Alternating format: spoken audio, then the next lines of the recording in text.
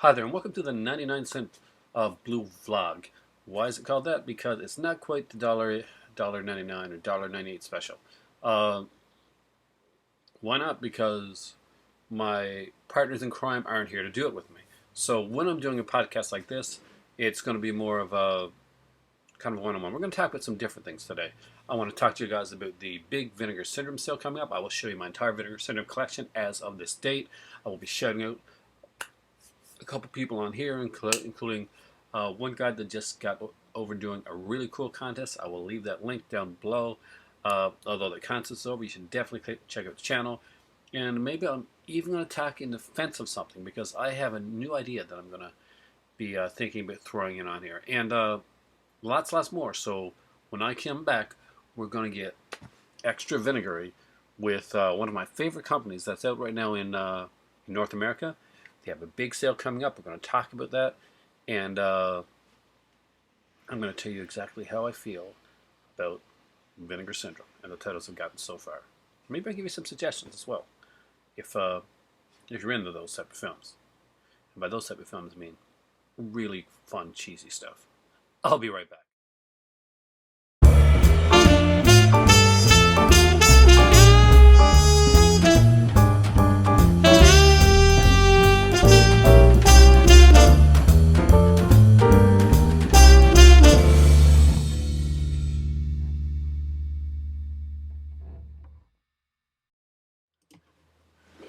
Hey there, and if you thought I was going to do this uncaffeinated, not going to happen tonight, my friends. I want to say happy Thanksgiving to all you guys out there. It is Thanksgiving over there in the United States, and because I work for a company based in England that actually works with the US, we have the American holidays.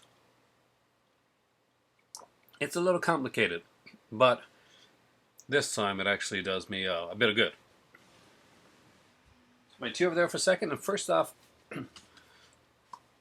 I know you guys have all heard about, or hopefully you've all heard about the Vinegar Syndrome sale coming. As you guys know, Vinegar Syndrome has some really cool Black Friday sales. They put out a lot of really different titles. We're going to look into the ones that I got, and we'll actually talk about them in a second. But first off, let's shine the internet light somewhere today. So tonight there was I just got to see a couple days ago the results of the contest that Toddy Walnuts, whose channel I'll link down in the description box down below. If it's not there when you see it right away, then just hit me up and tell me that I forgot to do it, because it tends to be me sometimes. Anyway, Toddy Walnuts did a really cool contest, and some prizes I really wanted to win, especially the Vestrons. I got none of the Vestrons. Unfortunately, recent financial issues has caused me to actually not be able to get as much as I want to. Pretty much meaning almost anything recently. But I will be partaking a little bit of the Vinegar Syndrome sale. Thanks to Mom for an early Christmas present for that one there. So that's what I'll be looking into tomorrow. Now, if you're a fan of really cheesy movies, they put on some really good stuff. They also do some sexploitation stuff. And they do, I have to warn you, some X-rated hardcore stuff. That's not for everybody, that's for sure. And that's not always for me either. However, I do like the history of cinema, all types of cinema. And one of the things that I do have to say that is good about some of their X-rated releases, aside from the amazing remastering that they do, and I do not have any of them yet, but from reading up on a few of them, they actually put a lot of commentaries in there, like really good commentaries. Commentaries you're not, because when you're talking about an X-rated film, there's only so much you can say behind the scenes. What they do end up talking about in a lot of cases is the way things were going at the time, the stuff that you had to go through just to get the movies made, the whole like concept, the whole like style that was that they had to go through, the legal battles, the different like craziness, and for that reason, I really would like to get one of those. And even if I'm not going to really care much about the film, I can actually just listen to the commentary. Not that I have anything against like X-rated films. No, whatever you like is whatever you like. But that's all over the internet anyway. But the way that they preserve them, and the fact that they put these kind of like historical commentaries on there, that does interest me. That interests the film geek inside of me that wants to know everything, that has a voracious appetite for cinema, no matter what. I want to hear the stories behind the scenes. I want to find out exactly what was going on that time and how it got to where it is today. And back then, in case you're unaware and you've just seen like kind of the adult films like that they do now, or the internet stuff, or back in the day they used to have to put stories into these here. So a lot of these had kind of like really kind of either like really story oriented or like kind of like an artsy kind of like uh, almost kind of like an art house feel type to them. So there were some really good ones that got made around that time. One of them I remember seeing when I was way too young to see it was a movie called Dracula Sucks with Jamie Gillis. And that actually, Vinegar Syndrome put that out, and I really had to up to grab that release because that's one that I remember as a kid. I saw like it wasn't the X-rated version I saw because it came out like with a non-X-rated version, and I did like it. I liked the film. Years later, when I was still too young, I did manage to see I saw the X-rated version, actually kind of by happenstance, thinking it was just the regular one that I saw before. I was not unaware of there being another version of the film. Uh, I found out very quickly as I watched the tape, and thank God my mom wasn't there at the time, or my grandparents. So, without further ado, let's get into some Vinegar Syndrome. Now, this time on the Vinegar Syndrome sale, what you're going to find is that they have two new special editions. Here's the thing. I lucked out. I was going to see if I could get onto the Vinegar Syndrome site. You can't. There's like a Jack Frost. I'll talk about Jack Frost in a second. Uh, there was a Jack Frost picture there saying, site down for maintenance. But I clicked on it once, and the first page of what is going to be the first page of the sale popped up on my screen. So, yes, I know what the special editions that are coming out are. I know what the special vinyl records that are coming out are. But in respect to Vinegar Syndrome, it's only another day until it's coming out, so I'm not going to say what they are. But I had it left on my screen for like about a day. I went to refresh it, thinking that page, because I fluked into it, was going to stay. But as soon as I refreshed it, I got back to the Jack Frost page again. But there's some interesting stuff coming from Vinegar Syndrome. What I can talk about is Jack Frost, obviously. Jack Frost is a fun, cheesy film. We're not talking about the Michael Keaton film. We're talking about the one that had Shannon Elizabeth and the Carrot and some really cool scenes and antifreeze, and you just got to see it. It's a really cool, cheesy movie. Jack Frost, I love it. I got both it and its sequel on DVD. I'm hoping that the sequel to Jack Frost will eventually come on Blue. Is it as good as the first one? No, but is it a fun film? In this style, yes, it is. So without further ado, I'm going to go into the Vinegar Syndrome films that I've got right now in my collection. Some of these are limited edition. Vinegar Syndrome does do some limited edition stuff. And let's get to it. First, I'm going to go to I got one DVD and I got a few Blu-rays. I don't have a big Vinegar Syndrome collection. You can also check out Toddy Walnut's channel. He also has Vinegar Syndrome on there. And Serialized Terror also like reviews some Vinegar Syndrome titles as well. So those are some people that I know that look into, and I've watched like their videos to see like some of the stuff they do. So Toddy Walnut's got a Vinegar Syndrome collection on there. It was one of the first videos he did, actually. I know that both me and Todd, after the sale is over with, he'll be doing it before me, that's for sure. Because I won't be able to get mine until Christmas, more than likely. I'll see them, but then they get wrapped up until Christmas time, so I'm not sure if they're going to be on here before Christmas. But we both will be doing updates, as far as I know. I was talking to Todd the other day on our Vinegar Syndrome collection. So anytime you want to see weird and wacky collection updates from like fringe companies and stuff like that, or like smaller companies like Vinegar Syndrome, like Shameless Entertainment, Screen Entertainment, yeah, it's either Todd or me usually that does this stuff. And if there's other people to do that, please send them my way because or please let me know about them, because I love watching these updates, especially for companies like this. When I'm going to buy this stuff, it's really good to be able to look into it. And that's what I want to do for you guys today, is actually look into some Vinegar Syndrome I got. I'm going to shut up now and just get to the movies. First up is the only DVD I got from Vinegar Syndrome. Why do I have a DVD? Because I like DVDs too. This one's only done on DVD. And I don't think this really should be rated X. It says rated X, but is it really? I don't remember this being like overly X-rated, to be totally honest with you. That's a decent film. It's by the guy that did Grave the Vampire. as is like shown because at the beginning of the film, yes, John Hayes, right? Yeah, John Hayes, the Grave the Vampire, Baby Rosemary. I never don't remember that one, but I do remember Grave the Vampire. The one of the stars of Grave the Vampire actually at the beginning of this film, and whose name escapes me right now. So Google it. But the movie is The Cutthroats. This is again a limited edition Vinegar Syndrome title. So this was done only. It's only on Vinegar Syndrome. I'm pretty sure this one can't be gotten in stores. You have to go to the Vinegar Syndrome site to get some of their limited editions. And I got to see if there's anything on there that you can't see. Okay, just to be sure, we'll just keep it on this side. So this is, kinds like a new restored 2K edition. We got the original tactical trailer, stills gallery. Not a lot, but it was actually a fun film. I actually didn't mind it. A bloodbath filled with men and women obsessed with death. It's ultra low budget, but if you've seen like Grave the Vampire and stuff like that, then you know that this director does do work with a lot of low budget stuff, and I like this film. It's one of those like kind of wartime.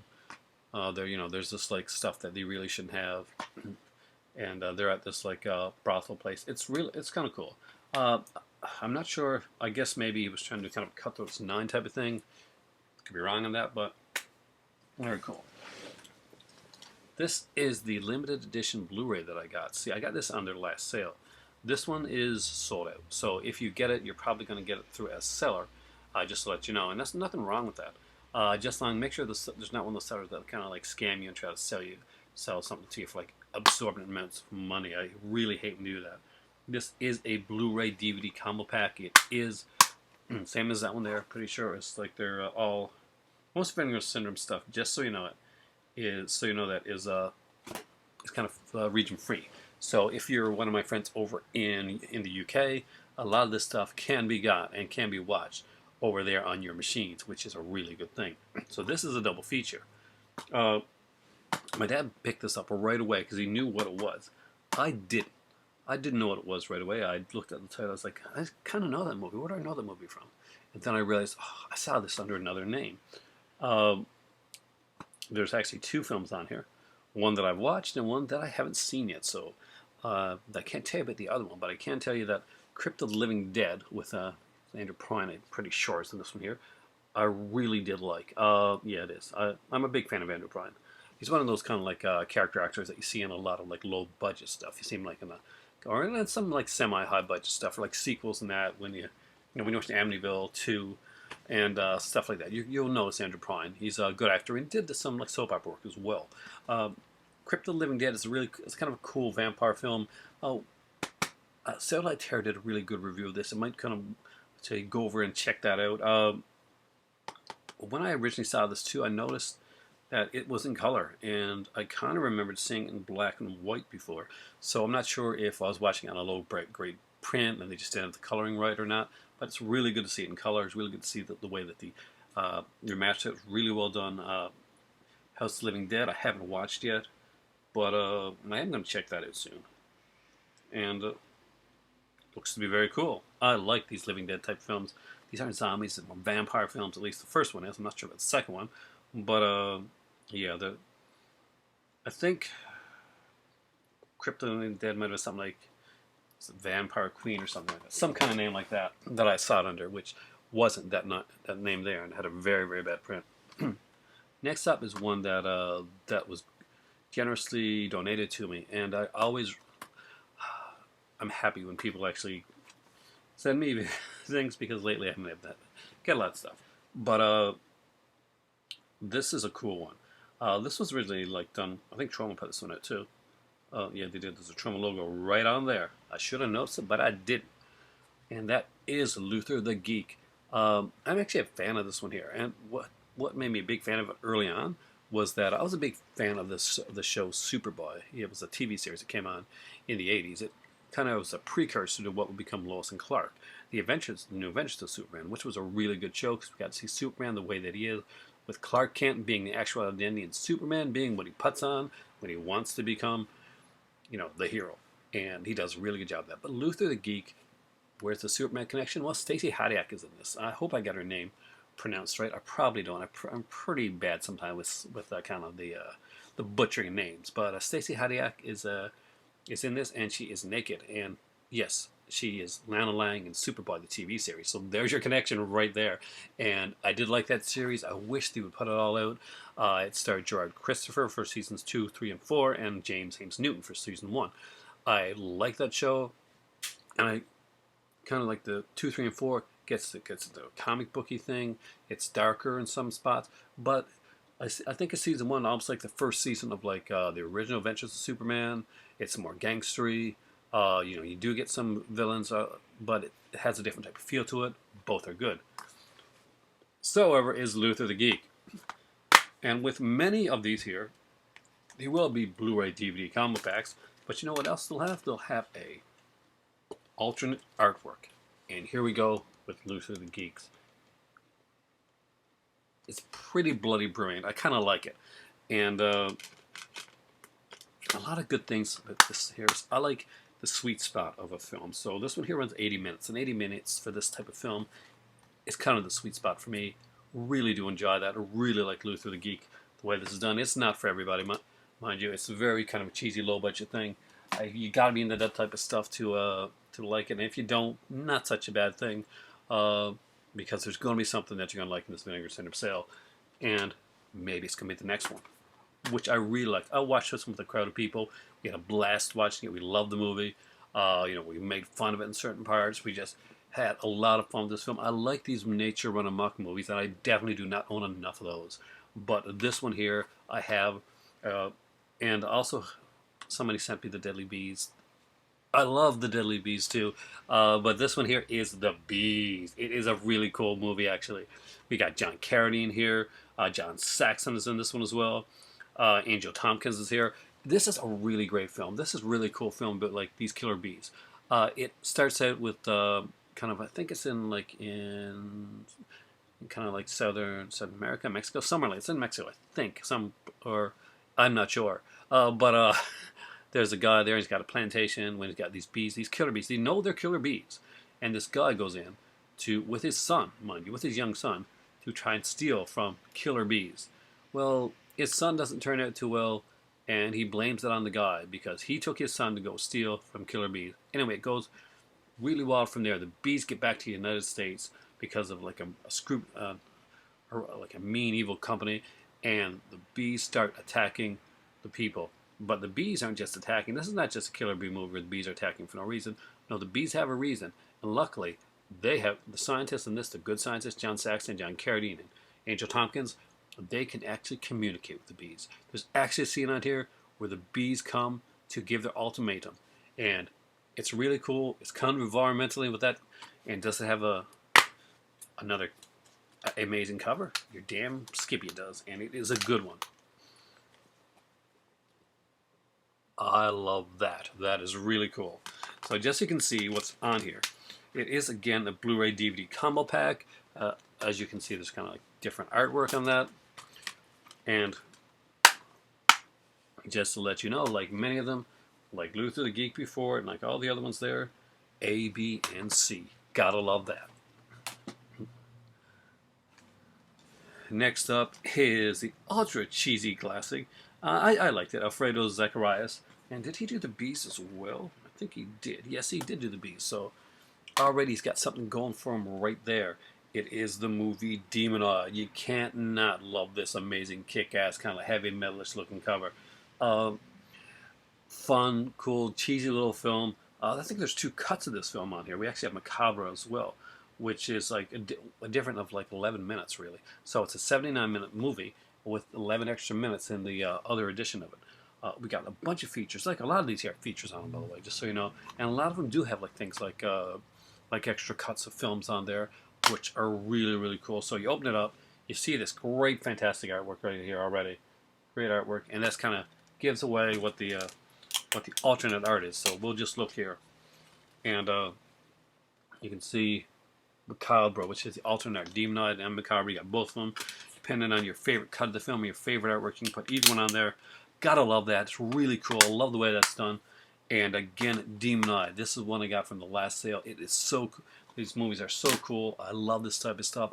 Love these ultra B grade, Z grade type films. And some of them can be fun. Some of them can be kind of meh, but I will let you know when I think it's meh more than fun. And I'll let you know why I like the films too, by the way. Anything you got questions about when it comes to the Vinegar Syndrome stuff that's here, you can feel free to message me down below. I am very excited about this sale that's coming up.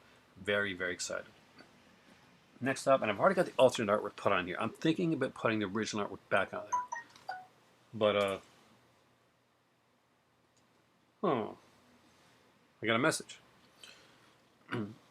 Rudy Ray Moore in Dolomite. This is the first of 4 Rudy Ray Moore films that are out by Vinegar Syndrome. We also have the Human Tornado, P.D. Wheatstraw, and of course the Disco Godfather. I'm not sure which one I'm getting, but I'm definitely getting another Rudy Ray Moore film in the nearby future, which means tomorrow more than likely.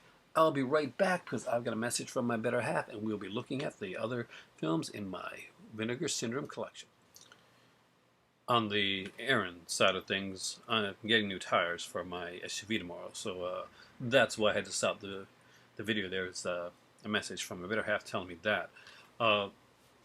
Another thing about the Rudy Ray Moore thing that you should know, and it's got like a kind of a making of here, like a documentary, kind of a Rudy Ray Moore documentary called I, Dolomite. It's part 1.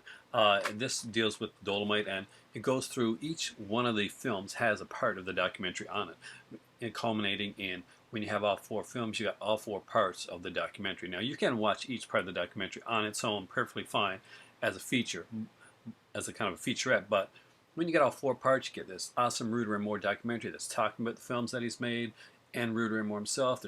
There are commentaries on each of these for for it. And what's the original cover? What came out? Well, it is Dolomite. They better not miss, because Dolomite is out of sight. I really wish I had all the Rudy Ray Moore ones. I think I'm only going to be able to get one during the sale, and I am leaning towards either P.D. Wheatstraw or Disco Godfather. Disco Godfather is probably the less exploitation-y of them all. And exploitation Aaron's side of it wants to get the cheesiest, most exploitive, nudity-filled one that is available, which I think pretty much is P.D. Wheatstraw. And P.D. Wheatstraw does kind of hit that kind of sweet, supernatural spot for me, so I may be going towards that. Next up is one that I really did enjoy. I had a lot of fun with this. This is cheesy as hell. This is a weird movie. It doesn't make a lot of sense in places. It actually has an actor that I consider a fairly big actor. He was in the movie Pet Sematary, and was in the TV series Time Tracks, and that's Dale Metcalf. Killer puppets, weird ball-like things, kind of zombies, kind of strange creatures, a bunch of nudity, a sex scene that makes no sense at all and looks like it's kind of awkward, but a hell of a lot of fun. Loved watching this movie, and that is the beautifully covered Nightmare Weekend. I dig this film. I dig this film big time. And look at this cover. How can you not want to have this cover in your collection, even if you've never seen the movie or have never watched it? If you were to see this movie back in the days of the video stores, guys, if you were to see this in a video store, you would want to pick it up and rent it immediately. And you know what? You probably wouldn't be able to, because with a cover like this, it would be constantly out. And then they'd watch the movie, and some people would be, awesome, this is really cool cheese. And other people would be like, oh my god, what the hell did I just watch? This, again, does have some great features on there. Thank God It's Monday, Surviving Nightmare Weekend with Dean Gates, Killer Weekend, an interview with Mark Gottlieb, alternate R-rated edits, original theatrical trailers. So, and you open it up, and again, we got some very cool art. So in this one here is probably one of the coolest art. So either way, you're getting really cool art. Doesn't that kind of give you an Elvira type of feel? It kind of does to me. There's no Elvira character in this movie. This movie's really cool, though. I had a lot of fun with this movie. Like, when you think of, like, bad movies, this is one of the ones that actually stands out as something that I'd watch over and over again. So it does have that, like, kind of pedigree there of being that type of bad movie that I would rewatch and kind of rewatch, because it is Nightmare Weekend. How can you go wrong with that? And like many of the others, all the others that you've seen so far here, they are region-free, A, B, and C. That is a very, very good thing. Always check out before you buy, though, that they are region-free. But so far, pretty much all the ones like I got have been. Next up is an early release by them, and it's cool in a different way. It isn't it's exploitive in a way. It's not a lot of sex. There's more of like there's a lot of nudity in the film, and it's very kind of black, kind of like man nudity. But not the girls aren't attractive. It's just not. It's not exciting, overly sexual or anything like that. It's just part of the story. It makes sense. But there's one really cool thing about this film.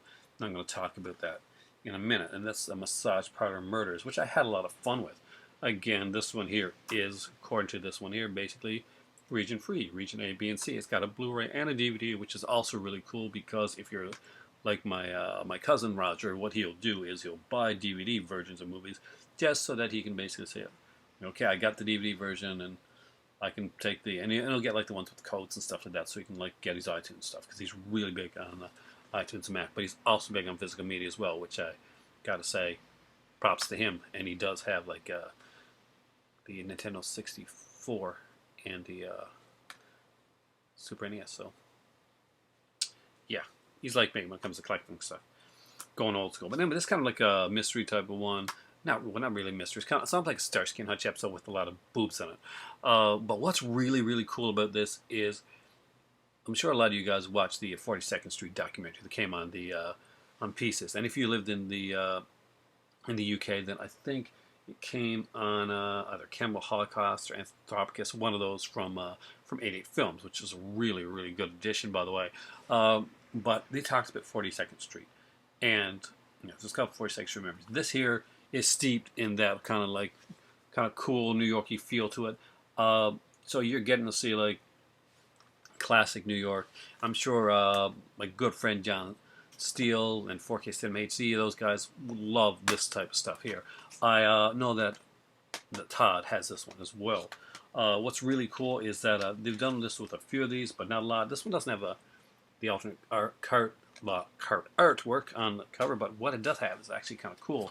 You get like we got a booklet here. I love when they have booklets in films, and you kind of like see some different stuff. Apparently, this one was like put with vampire hookers back in the day, and this is kind of like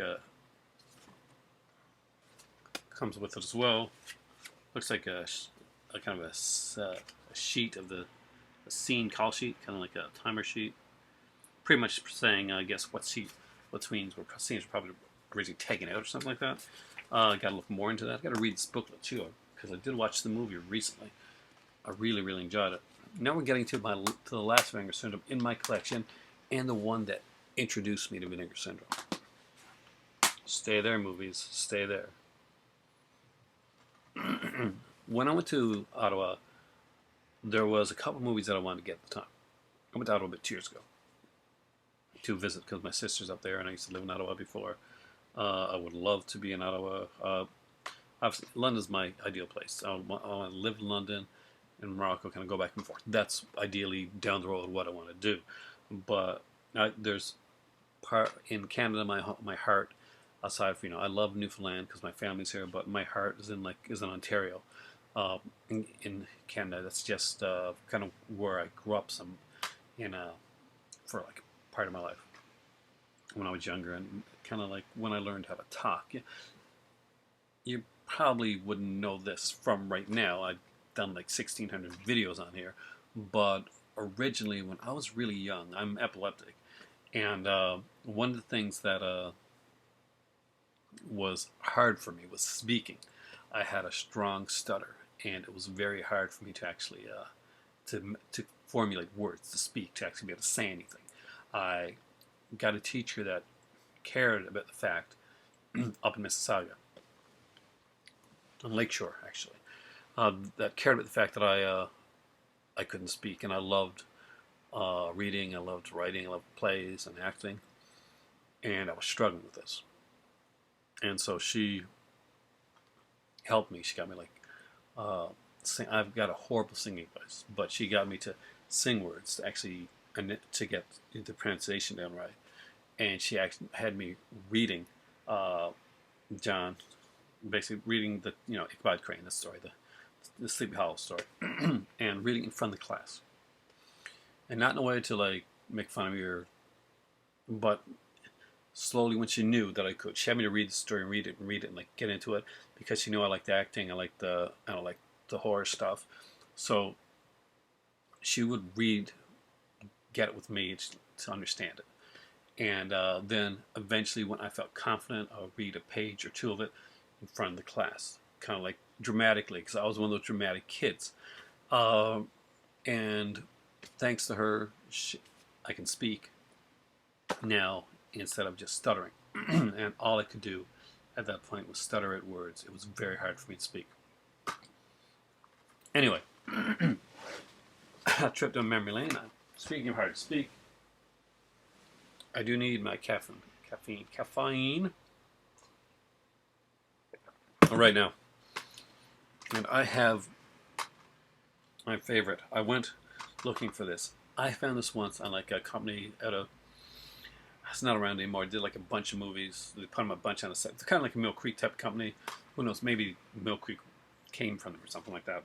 I don't know. I haven't looked into it enough. But this movie here was an anthology film. Very cheesy one. Very fun one. I found it from Vinegar Syndrome. This is how I was introduced to Vinegar Syndrome.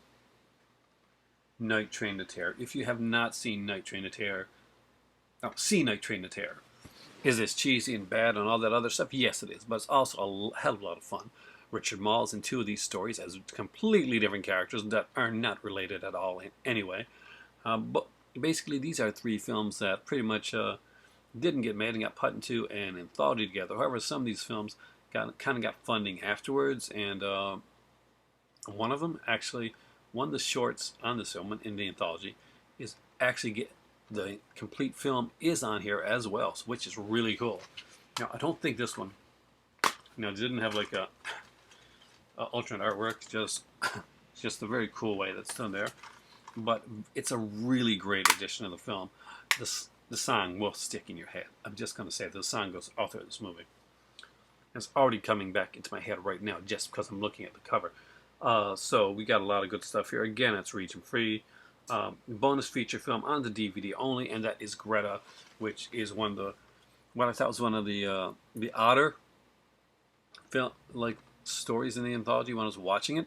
However, when I got to watch all of Greta, I actually really enjoyed Greta. I enjoyed the actress. I looked to see if she had done anything else. Unfortunately, she had not done much else, and that's kind of sad because there was something kind of like intriguing and alluring about the actress that played Greta in the film. And the three stories are, because they're all names, Harry, Greta, and Claire. They're batshit crazy stories, but they're a hell of a lot of fun. Definitely check it out. Night Train to Terror, awesomeness, cheesiness. I'll be right back. I need to drink this tea, get my throat good, and we're going to be talking about some other stuff, so please stay. As I prepare to do my in defensive segment of this one, I wanted to answer one question that was recently asked to me, actually by a couple people. They noticed that I do have like kind of comic books in the background a lot, and I do like a lot of comic characters. You'll see like the Superman, Batman ones that my cousin got me over there on the wall. Now, they asked me what is my favorite comic book movie of all time. That can go a couple different ways. I love the original 1989 Batman. That's the one that really kind of got me into things. I love the Superman original one as well. I think that Superman 2 is probably one of my favorites as in the actual way that comic book is done. But the film that I think best represents comic books more than any other film, and there's actually two of them, but there's one that really, really hedges its bet, that really represents comic books, and it's not even based on a comic book itself. Well, it's kind of is, but not based. It's not based on. That's a superhero comic book. It's not based on any type of comic book that way. It's inspired by a series of comic books, EC comic books to be precise. And the best movie that I think represents the comic book genre more than any other one, and I did like the way that it was done with comic panels, the kind of the editing that was, editing that was used in it. That would be Creepshow. I loved Creepshow, and I think that really represents the EC comics and just that old era of comic books. I love the way that was done. I love the panels, of the kind of the way that like the kind of went from one scene to another. So yeah, my favorite comic book movie isn't a superhero one at all. It's actually Creepshow. I know it's kind of a cheat because I didn't say what my favorite superhero comic book movie was. That's for another video and another time. But as for right now, if you were going to ask me which movie I think represented comic books the strongest, the best, and still to this day, for me, got the look, the style down all pat without having to get either too ultra serious or too ultra silly. That's Creepshow. It just hit that sweet spot for me. That is my favorite movie that represents comic books of all time. I'll be right back with In Defense Of, and that is going to be a comic book movie that is superhero related. Welcome to my first segment episode of In Defense Of. So basically, this is when I take a movie that many people either don't like or think is completely undefendable, and I give my thoughts on it, on why I think the movie deserves either a second chance or it shouldn't have got the backlash that it got. You guys know I love the Batman character. I have both Batman the Animated Series and Batman Beyond and those long box collector's editions. Yes, I love those things. I'm a sucker for collector's sets. I have the Batman series here, not on Blu-ray, but on DVD because I like the bulk and the size and the way the box was done. I'll probably get the anthology set on Blu-ray down the road, though I don't see any reason to go and jump on it because you see it around all the time. It's not something that's not easy to come by. I also have the original Batman 1989 film on the with the digibook edition because that just looks so cool and sexy. And of course, just like every other self-respecting Batman fan, I gotta have the Adam West series. I love that. I think it's amazing. I got the set where where it makes the sound. It's got the cards and the car. Recommend that. I think that's at Costco now, actually for a fairly decent price. You might want to check it out. If you don't have it, it's a great Christmas gift for yourself or for somebody else. So, the Batman Anthology. What movie in here seems to be something that we all pretty much generally hate? And I don't. I really don't. And I'm going to talk to you about why and the many reasons why. And that is Batman and Robin.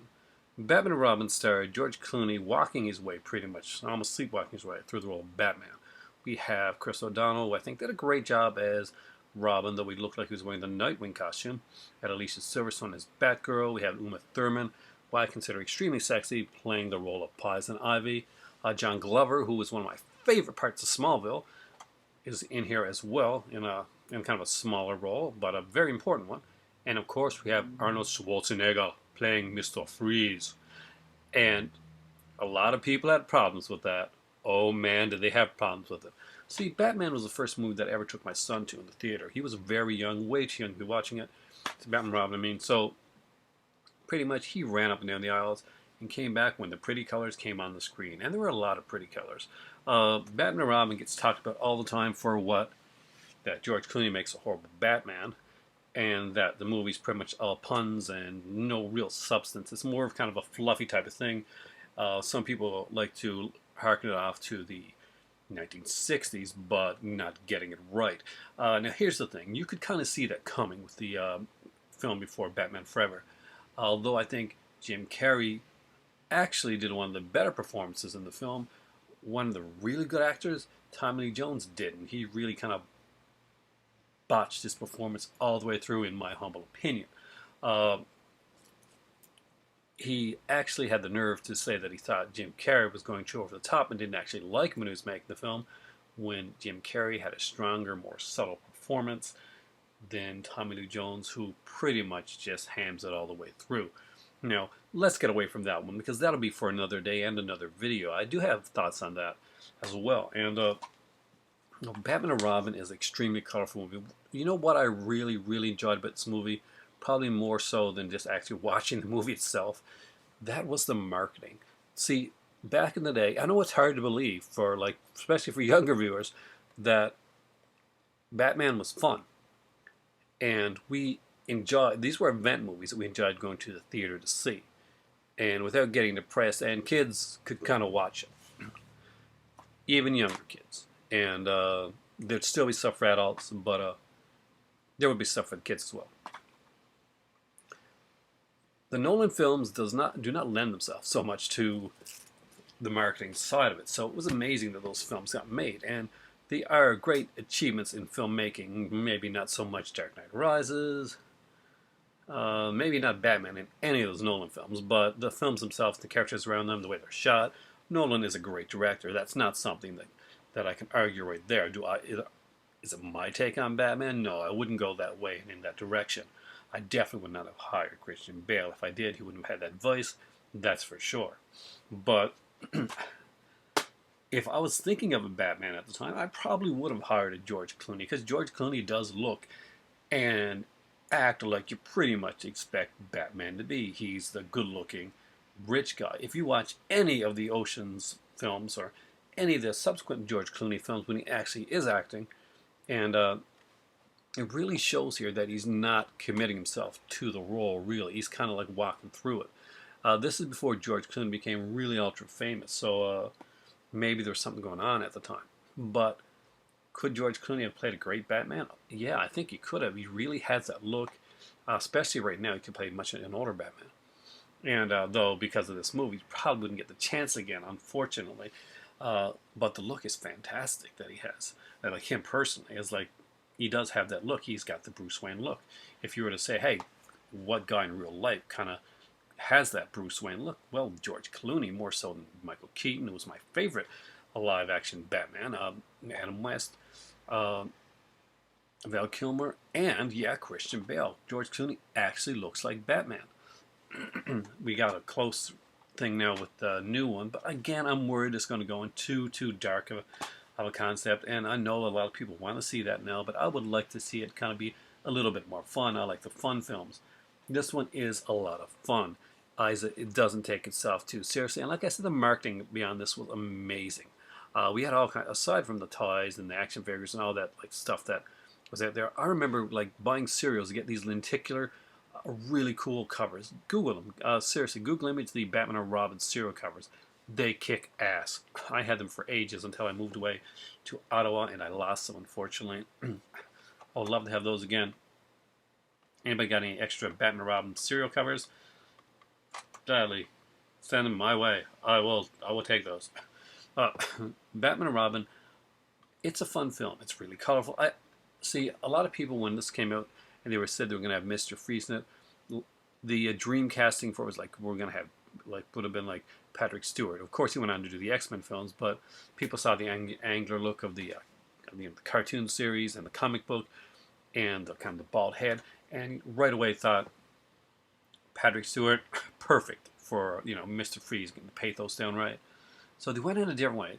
Mr. Freeze he's still the tragic Mr. Freeze, but he's a punny character. He's jokey, and he's got like that harkens back to the old Mr. Freeze of the kind of the '60s thing, and in a lot of these where he's kind of in a frozen place, he's eating ice cream, he's saying like he's doing all these kind of bad puns, and a lot of people were extremely pissed when they saw that. When they saw Bane, who actually is played by the late Jeep Swanson, was the wrestler actually in WCW back in the day. He's in this as well, playing the character Bane. Bane is kind of like a meat-headed kind of a muscle in this film here. And people said, that's not the way Bane should be. Well, I saw Dark Knight Rises. I still haven't seen the way Bane should be. So let's not throw stones with that glass house right there. Yeah, it's Tom Hardy, but guess what? No. Bane was ruined at the end of Dark Knight Rises. No doubt about it. No, you ruined Bane. You did it. It looked like he was going to be good. Then he started talking like Sean Connery. And then all of a sudden, for some reason, he's a muscly guy again right at the end of it. If you're going to do Bane, just do him right. Just do his character, kind of like Prometheus and Arrow type thing, where you get this kind of character that's like just really going after, kind of relentless, does this thing. No film has gotten Bane right. Neither one. And even the animated series, I don't think it's completely got the character of Bane right. And it's a shame because Bane is an interesting character that can be done well. He's not done well in this one either. He's cheesy, but he is what he is. He looks like Bane. I do like the look of Bane in this film. I like the look of a lot of characters in this film. I like the look of Mr. Freeze in this film. A lot of people do not. I do like the look of Mr. Freeze.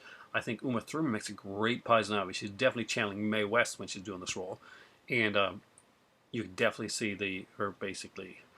There's no reason to not see them fighting over her. She's damn sexy and she does a great job. George Clooney is definitely the weaker spot in this. What I think of Alicia Silverstone. I've got a blind spot for Alicia Silverstone because I'm a fan of hers from other things that she did, so to me, she can't do much wrong anyway. And this isn't her best role. I'm not gonna lie there. I'm gonna be honest with that one. But it was nice to see Batgirl in the movie. It's an odd choice for the way they did Batgirl. They put her in as kind of like Alfred's like a niece, which did make a lot of sense. And Michael Goff played Alfred, but he was an ailing Alfred, so I think they were kind of like going just in case something happened to Goff, because they had planned to do other films. Chris O'Donnell, I think Chris O'Donnell gets a bad rap. I think he does a decent job in the role. He definitely is not bad as Robin, that's for sure. And people say, he's a bit of a punk and all that type of thing, but he's an angry, he's supposed to be an angry teenager. That's still like, he's fighting for his place in the world. He's finding his place. And if you actually read the Batman comics, that's kind of the way that it goes with Robin. Robin splits off from Batman. He goes off to college. And, Batman actually leaves Wayne Manor. He goes off and moves into a high-rise. He kind of gets rid of the old, comes in with the new type of thing. Robin goes off to college, sheds the whole Robin persona, becomes Nightwing. I read a lot of comics, obviously. So for me, this was kind of fun. Obviously, this is not perfect. This is a B film with an A budget, that's for sure. There are a lot of things that are wrong with the film, but overall, I think it's a fun film. It's a film that you can watch. It's a film that you can have fun with. And for that alone, in defense of Batman and Robin, it was fun, as it should have been fun. The marketing was fantastic. Kids were excited. Adults were excited to see Batman and Robin. And so should they be. It's a very cool comic booky type thing. And as a guy whose favorite comic movie is Creepshow, I didn't mind Batman and Robin. I really didn't. I thought the kind of the fever surrounding the film was fantastic. The marketing was great. There are like some cool cheeses. I can rewatch those films easier than I can rewatch many of the Nolan films. Why? Because they're just fun. There's no pretension to Batman and Robin. It's Joel Schumacher. Joel Schumacher even apologizes for some things done in the film, and I don't think he needs to. But because it is what it is. It's a product of its time. It's a product of a lot of strings being pulled, and with all the stuff and all the studio interference that was being done, it came out much, much better than it should have. And that's my defense on Batman and Robin. I'll be right back. And if you thought I'd just talked about my Vinegar Syndromes, no, we're going to talk next about the Vinegar Syndrome sale that's coming up, and I'm going to bring up on my screen there. You're probably not going to see it very well, but we'll talk about some Vinegar Syndrome titles that are out there, and I'll make a couple suggestions on a few of them, and we'll go over some of the ones that are going to be on sale, hopefully, fingers crossed, and talk about Vinegar Syndrome and some of the titles that are out there that I don't have, and that in a day or two you may have.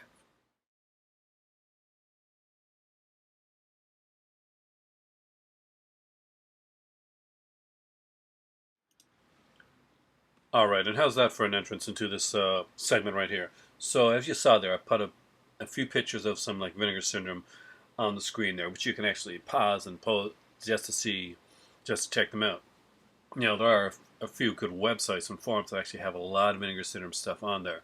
I go a lot to like places like Blu-ray.com because I find that what they do, if you go to their forum section, they'll take a lot of the movies that they have reviews for, and they'll put them on there, the pictures, stuff like that. Really, really cool stuff. When I come right back, we're going to talk about that. Alright, so the fact that my voice is kind of going right now, I'm getting the cold a bit. So, and I've been talking for like 50 minutes here, 40 minutes at least. This section is going to be a little bit faster than I normally would have intended that to be, and I kind of apologize for that. So, Vinegar Syndrome originally started off with, I think, the first release, as far as I know, at least on the Blu-ray side of it, was the Lost Films of Herschel Gordon Lewis. There was like 3 films on the set, and definitely films worth checking out. Now, if you got the Shock Gore set that came out by Arrow, please understand that when Herschel Gordon Lewis started out, he didn't do gore films. He did what you call like sexploitation or nudie cuties. And that's what these are. These are not the gore horror films of Herschel Gordon Lewis. These are more of his sexploitation type films. So if you're into that style of filmmaking and that style of film, then the Herschel Gordon Lewis one is a definite pickup. Of course, we're not going to talk about the ones that I've already mention, and the ones that I don't know a lot about. All I know really about the Telephone Book is it's like an early kind of like 60s black and white film about a guy that is a really good obscene phone caller and a girl that's going to find the obscene phone caller. That's called her. And apparently, although I have not seen the film, I've heard really good things about it. Punkification, I can't tell you anything about it at all. I do not know that film. Good luck, Miss Wyckoff. Actually, is kind of a different type of film. It's about a lot about sexual repression. It has Robert Vaughn in it, who, of course, the late Robert Vaughn. It has Donald Pleasance in it. You know, another guy's passed away. And one, it also, if I remember correctly, I think that one includes the soundtrack. It's one I'm very interested in. It's a very different film for them because it's not really a sexploitation film. It's not a horror film. It's something that's kind of a different beast of its own. And if before you like get something, just check out the videos on that one. Read up a little bit, not too much. Don't like read into spoiler stuff territory, but see if that's your type of film. I am very interested in the film, but that's me. I like different types of cinema. It's not an X-rated film or anything like that. Then the next two are that I'm not going to mention basically because they're sold out anyway. They're limited editions are actually limited editions with these guys. When they do it, that's done. And if they do another pressing of something, usually features are gone. So get the limited editions while you can. Pretty Peaches by Alex Delancey, right? I cannot remember his name right now, and my voice is going too much and it's distracting me. But Pretty Peaches is an X-rated film, and it is one that is known for like it's kind of it's one of the hardcore nasty ones. And did I like it? Yeah, I can't. I'm not gonna lie, I did. I don't own the film. It's one that I do or would like to look into because I'm kind of wondering. I don't know if there's any like. See, there was features on the original one. I think my friend Sammy Fallier, he has that. I gotta ask him, is there a commentary on that? I would like to listen to a commentary by, especially if it's by the director or someone like on that. I would like to know more on that. Again, another one called Sex World. It is obviously an adult film, but it's kind of like a pre-Jurassic Park style of that type of thing. Kind of think of it like a Westworld type thing, except it's Sex World. And Kay Parker from Taboo and Insatiable, she's in it. We got she's amazing in it. And it actually has kind of a budget. I did like the way that it was done. It can be watched even without the hardcore scenes. The original limited edition gave it to you with the hardcore and without the hardcore, so you could watch it as a film on its own. For people that would rather watch it like that, and without the hardcore scenes, because some people just want to watch a decent like '70s movie, and it did have kind of a cool story to it.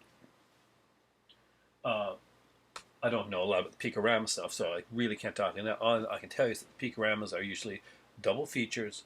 They are of hardcore films that they are trying to like pretty much give love and remastering stuff too that nobody else would take seriously. They take these movies seriously as serious cinema, especially around the 70s, early 80s era type thing, where basically when these films had stories and they mattered.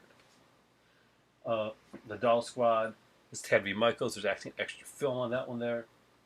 I think all I have to really say is Ted V. Michaels for that one. If you're into that, then you're going to be into it anyway. If you're not, then I'm not going to change your mind on it. Fanny Hill is Russ Meyer. Not one of his better films, but if you're a completist like me, it's something that you look into. Sugar Cookies has Lynn Laurie, and that's enough for me to get it. It is one of the, I think it's a hardcore film, maybe an X-rated film.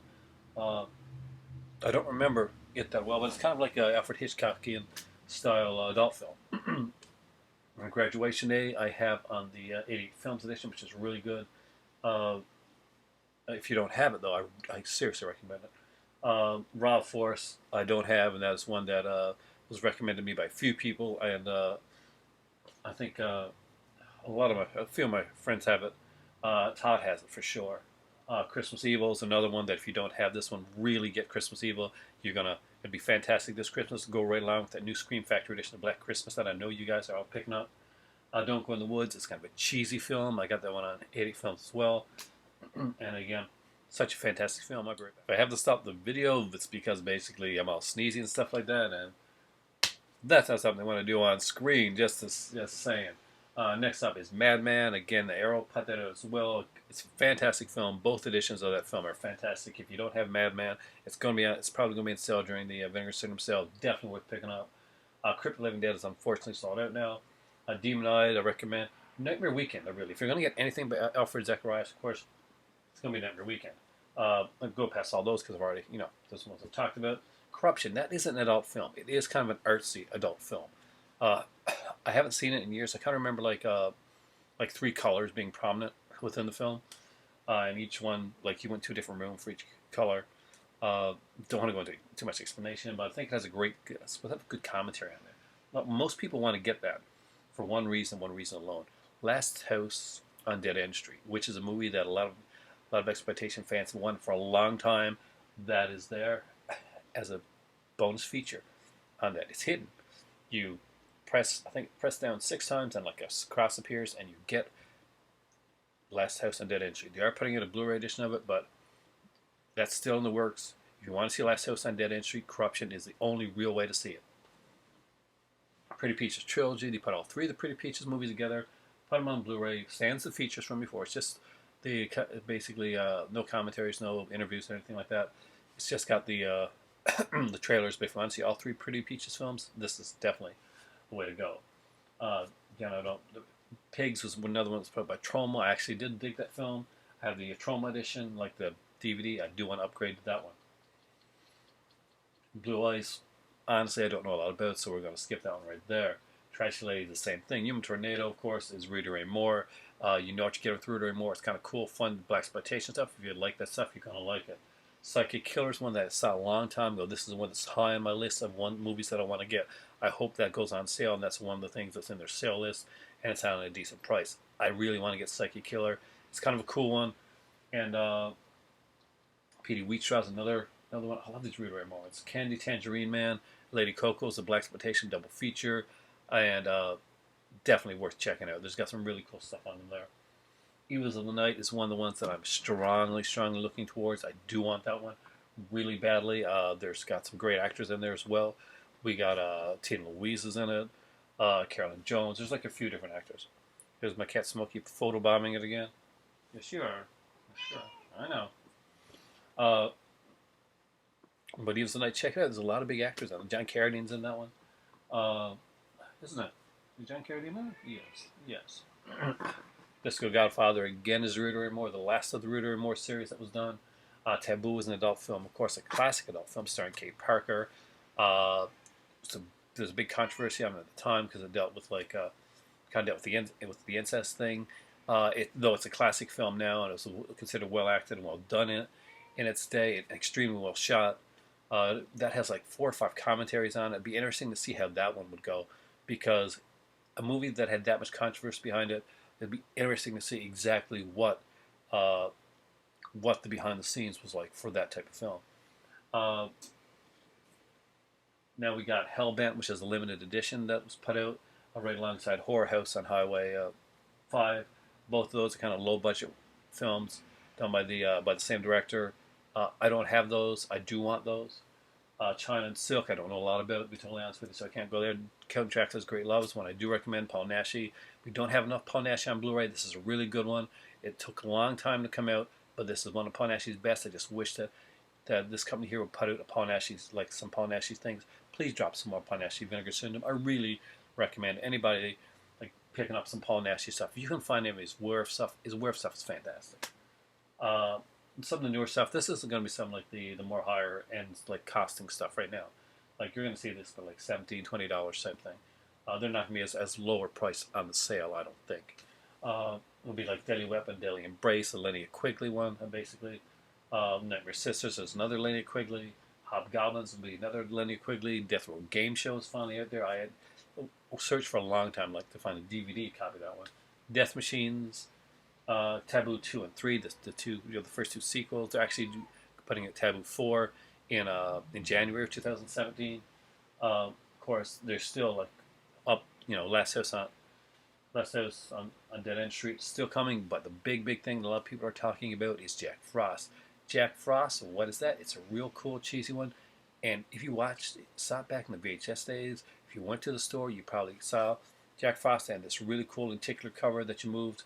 Didn't have that on the DVD, unfortunately, but on the VHS, if you're lucky enough to get one of those, it had a cool lenticular cover. It actually had a good film behind it, unlike the lenticular werewolf cover that had a crappy film behind it. Thank you for watching. I am Exploitation Aaron. This has been my first Exploitation A Blu-ray podcast. There, we got a name for it. Thanks for watching, guys.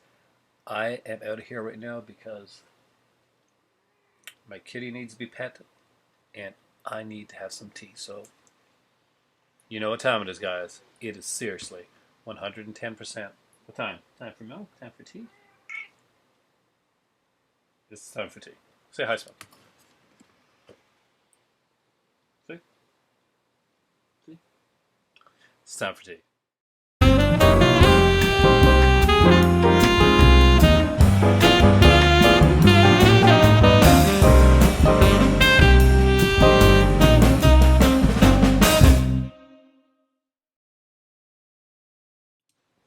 So since we did such a big video, we're just going to have kind of a small after credit sequence here. And what's it going to be? Well, I talked to you about the fact that I had the Jack Frost 2 DVDs. Just to prove it, let's show them right here, right now. So this is kind of what you're in for when you get the Jack Frost one. I know a lot of you guys are going to be going for that Jack Frost lenticular Blu-ray. So here we go. This is the original letterbox version Jack Frost. Took me a long time to find this one here. Fun, cheesy film. Highly recommend it. This is the original release, as you can tell. He's chilling and killing. This one here actually just had nothing really on it. Just see and access movie factoids, it says, which is kind of cool. It took me a longer time to find this one here, and that is Jack Frost 2: Revenge of the Mutant Killer Snowman. It's kind of like a almost like a Ghoulies, Gremlins type of thing going on. There's a lot of snowmen in this one. Again, a lot of the cute girls as well. So, what's kind of cool and cheesy is this one is set in wintertime or in Christmas, and this one is set, well, on a tropical island. Very different for Jack Frost, but still very cool. Thank you guys for watching. From me and from Smokey, have a great night. It is time for tea.